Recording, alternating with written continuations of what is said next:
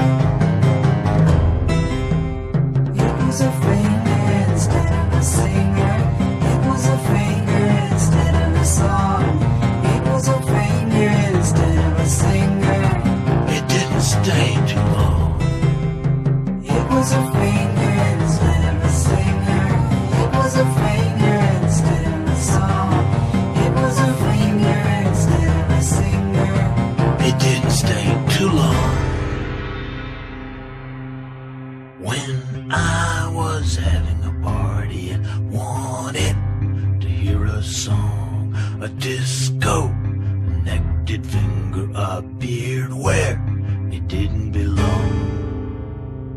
It floated above the floor and wrote something on the wall.